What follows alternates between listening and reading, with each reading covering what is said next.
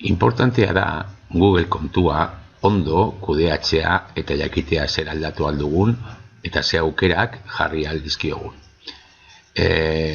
Hemen daukagu gure kontuaren sarrera.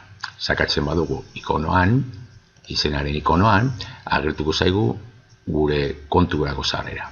Hemen kudeatu Googleko kontua. Egingo dugun lehenengo gauza izango da hizkuntza aldatu. Horretarako sakatu eta orain hizkuntza aldatuko dugu. Baina aldatuko dugu hizkuntza aplikazio guztietarako. Gure Google kontuaren hizkuntza aplikazio guztietan erabiltzeko. Driven, Gmailen, Classroomen eta barrekotan. Horretarako joango gara datos eta personalizazion eta jaitsiko gara hizkuntza aurkitu arte. Hemen daukagu hizkuntza, ikusten duzu ere ez nik gazteleraz daukat, baina orain egingo dudana izango da bilatu euskeraz jartzeko.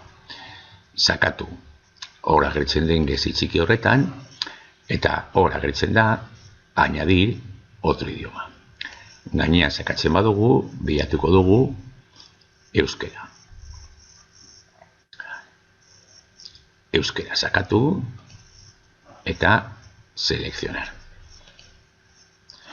Baditugu bi hizkuntza orain jarrita, gaztelera eta euskera.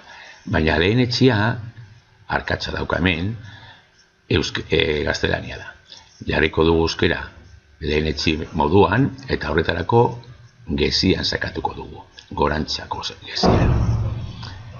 Aldatu egin da eta hemen daukagu orain euskera lehenetxia eta gaztelera bigarrena. Horrekin atzera egingo dugu eta ikusiko dugu ja nola aldatu den hizkuntza eta euskeraz daukagu dandana.